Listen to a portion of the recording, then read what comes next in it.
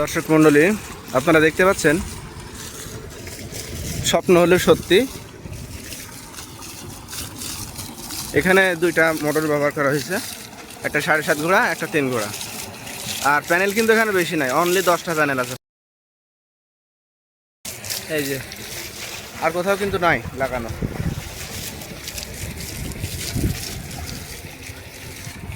সম্পূর্ণ কল্পনার বাইরে।